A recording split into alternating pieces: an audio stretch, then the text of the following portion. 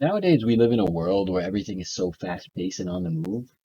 Between work, school, functions with family and friends, you don't even get a chance to think anymore. And it gets to the point where extracurriculars and hobbies that you used to love turn into chores because they're so cramped into your busy schedule. And sometimes you just want to sit down. So you skip Tuesday night bowling once. And then a few weeks later, you skip it again because it wasn't the end of the world. Shortly before you know it, you end up caught in a cycle where you just wake up, you go to either work or school, and you're not really looking forward to anything else because one by one you dropped all of your loves, you know? And this is all because you never sat down and processed the emotions that God put onto your heart. Maybe you jumped to a distraction, maybe you acted with impulsivity. The second you feel something, boom, you feel sadness, you go to TikTok, you go to alcohol because you don't want to feel that sadness. Something half decent, you feel so happy, you go tell everybody, kills the buzz. This guy, I just got a promotion. Yeah, but you're only making $22 an hour. But you were so happy you jumped to tell someone who's miserable and they shit on you and then boom, there's your thing. But God doesn't want you to waste these emotions. He's giving you these emotions as signals that he's telling you pay attention. Don't react right away. Sit down. Ask yourself questions about these emotions. Why do I feel like this? What is causing this feeling? What am I doing or have I been doing to cause this? How long did it last? What stopped me from feeling this way? Because maybe it only lasted 10 minutes and then boom, why did it change? Like for example, the example I just used, you get the raise at work or the promotion, sorry, and you go tell someone who has been struggling in the work life recently, whatever. So you're so happy, 5, 10 minutes, you tell them they shit on your wage still, it goes away, right? You write all this down. That's how you learn, that's how the information sticks to you. Remember when you were in school and you had a test, that you needed the information to stick to you. You could have paid attention in class, but you didn't write the notes down and review them. You didn't let the information stick to you, but you were looking at the teacher and like it was coming in your ears, but that doesn't do everything. You really need to sit down and take some time with it. You need to be patient with your emotions, have faith in yourself, have faith in God and even in society. And remember that God's timing is better than yours. You are here because of God's timing. It's not your timing that brought you to this planet, right? So really, be patient, right? Because patience comes from trust. If you have patience with yourself or with your soccer coach or your relationship or your friend or your manager at work, all of that comes from trusting that person or that everything, right? And there's a difference between feeling the emotion and impulsivity comes out of fear, right? You need to tell someone right away because they need to validate your feelings. I still might not be good enough, but if I tell them and they validate my feelings, maybe I'll feel good enough.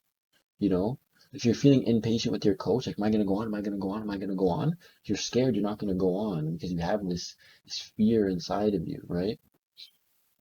And, like I remember a story about processing emotions and whatever. I just had a very wild and chaotic summer, a lot of unexpected activities, I would say. And there was about, I think, for at least 4 to 5 weeks, and I journal every day and I couldn't shake this one feeling in my stomach. But do you know why? It's because I wasn't being 100% honest in my journal. Well, what I mean by that was I wasn't lying about something. I was just avoiding writing something because my brain was skipping over it.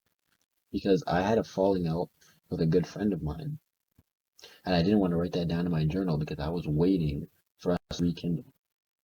And it got to the point where I was talking to God one day and I said, okay, I was talking aloud, not in the journal, talking aloud, articulating my thoughts.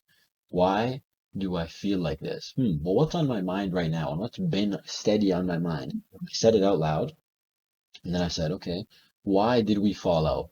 I said that out loud and it felt like all of the tension was just released out of my body. I called up one of my friends within the next hour or two, asked him to go for a walk, and we were talking, and I go, dude, I had this feeling that I couldn't shake. For 2 months, I did this, feel unbelievable. Feel unbelievable. And what's so weird was within the next 3 days, me and that person actually ended up rekindling. Like they called me and I answered whatever, whatever. And we ended up rekindling again. It's just, I couldn't believe it, to be honest. I couldn't believe it. It was God's timing. Remember, it's not your timing that you need to trust, it's God's timing. Yes, you need to trust yourself to be capable to act according with the emotions that God places onto your heart, but it's God's timing that that you need to really be patient with. Don't try to force things and whatever. And remember, that your feelings are a gift. There's people in the world that can't that have personality disorders or this and that, and they struggle to feel things. There's people in the world that choose to numb themselves with substances, right?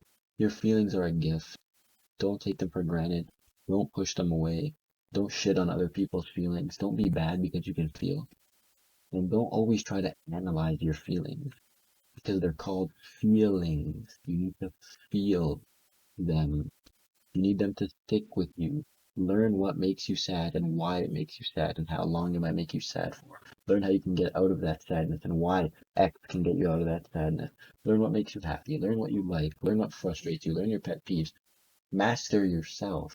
Because if you don't master yourself, you can't master anything else. To master this stuff, these feelings are gifts. They're not here to control you. They're here to guide you. Follow what you like. Leave in the past what you don't like, unless you end up coming to terms with it.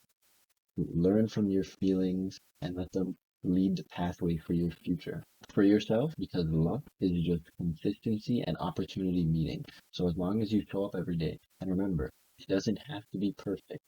It just needs to be consistent. Show up for you and God every day. Love yourself. Love everyone. Honor God by honoring the emotions that He placed within your heart.